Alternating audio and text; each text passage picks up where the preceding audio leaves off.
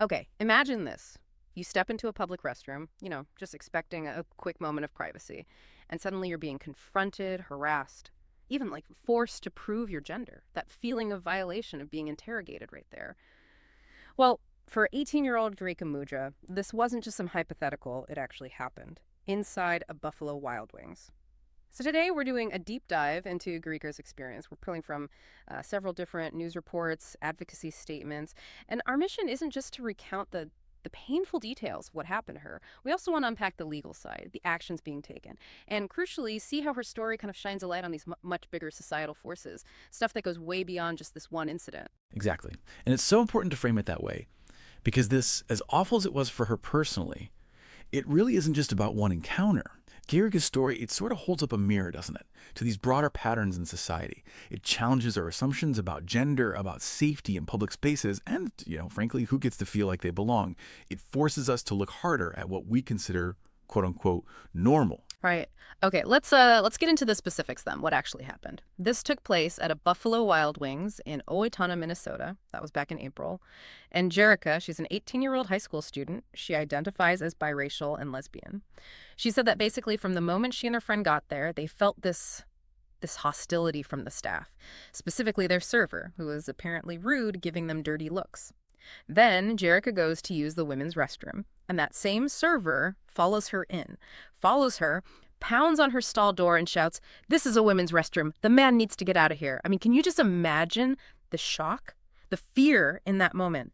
And unbelievably, it didn't stop there. It escalated. Gerika says, "I'm a lady." But the worker just kept insisting, "You have to get out now." So Gerika, feeling cornered, totally alone in there, she does something pretty drastic. She unzips her sweatshirt and shows her clothed breasts, just to prove her gender. And the server's reaction? Nothing. Didn't say anything else. Oh, According to Gerika, she just rolled her eyes and left. No apology, no nothing. Yeah. And the immediate impact on Gerika, as you can probably guess, was huge. She later said that while she'd had experiences before, things like this was the worst time. Absolutely the worst. She described how, in other situations, maybe someone says something quickly and moves on. But this server, she said, kept it going and was mad screaming. Mm-hmm.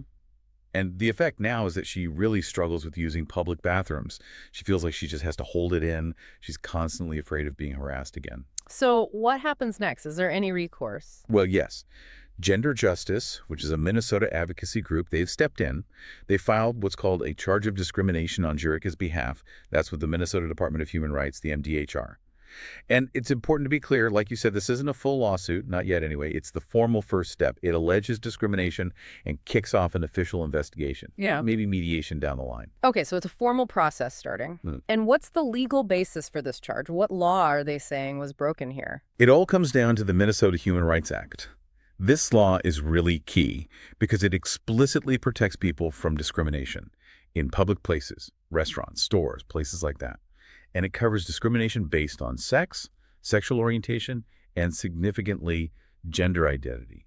What's really interesting and relevant here is how the law works. It can protect against discrimination based on stereotypes or assumptions about these characteristics. Okay, so even if the person doing the harassing is wrong about someone's identity, like the server was wrong about Gerika, the law still applies because the discrimination is based on that perception. Precisely. The harm comes from the act of discrimination fueled by the stereotype, regardless of the target's actual identity. That's vital for someone like Gerika, a cisgender woman, a lesbian, who was targeted because someone else made an assumption based on, rigid ideas about how women should look. And Minnesota is actually one of 21 states, plus D.C., that has these explicit protections for gender identity and sexual orientation in public accommodations. So the legal ground is pretty solid there. Right. In connecting this back to the bigger picture, Megan Peterson, she's the executive director at Gender Justice. She really nailed it. She said this incident sits right at the intersection of anti-LGBTQ plus panic, racism, and these really rigid gender stereotypes.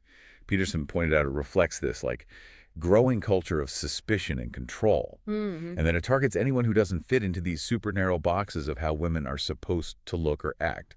She specifically mentioned trans women, gender nonconforming people, and Black girls and women often face this scrutiny.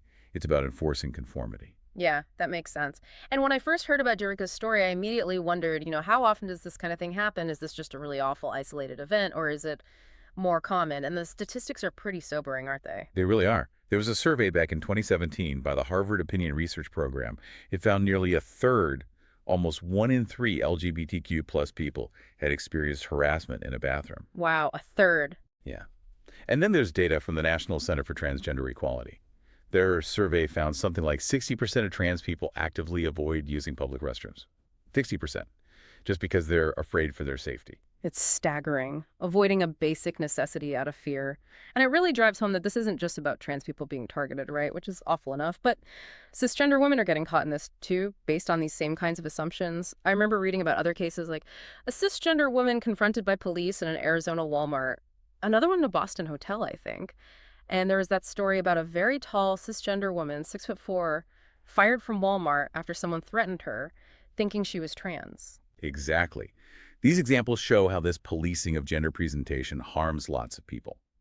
And it's absolutely not happening in a vacuum. You have to connect it to the rise in, frankly, anti-trans rhetoric. And all these legislative pushes for so-called bathroom bills. Even if those bills specifically name transgender people, the climate they create, it's one of suspicion, fear, scrutiny. And that climate inevitably spills over and affects cisgender women too. Especially, as Megan Peterson noted, Black women and other women of color whose appearances are often judged against very specific, often racialized norms. Like Speaker Mike Johnson's push for a ban at the Capitol. It all adds to that general atmosphere. It absolutely contributes. So when you look across the U.S., the legal situation is just all over the place. Right. A real patchwork. You've got states like Minnesota, roughly half the country, offering explicit protections, which is good. But then you have, 21 states with no explicit state laws protecting against gender identity discrimination in these public spaces. And some states only offer protection through interpretations of older sex discrimination laws, which can be less certain. And some are going the other way entirely. Right. And then you have states actively passing laws restricting rights, banning trans people from bathrooms aligned with their gender, barring trans kids from sports. It's a really fragmented and in many places quite hostile legal environment right now. It's a lot to take in. But through all of this, Gerika herself had a message, didn't she? Something about resilience. She did. It was really powerful. Yeah, she said, I just want people to know they're not alone. It's okay to stick up for themselves and be okay with who they are. That takes incredible strength, I think, to say that after what she went through. Absolutely. So when we pull this all together, Gerika Mudra's experience, as upsetting as it is, it really does open up these much bigger conversations. It forces us to look at the legal fights, sure, but also these deep societal issues, gender identity, safety, just the basic right to exist in public without being interrogated. Yeah, it really does. It makes you think about how deeply embedded these gender expectations actually are and how a space we think of as simple, mundane, like a public restroom, can suddenly become this battleground for identity. It really pushes us to ask, what does it mean to create genuinely safe and inclusive public spaces? Are we doing that? Yeah. Or are we just reinforcing these really narrow, outdated ideas about who people are supposed to be based only on how they look? And what's the responsibility here for businesses, for individuals, to make sure everyone, truly everyone, can navigate these spaces without fear? That's the lingering question, I think.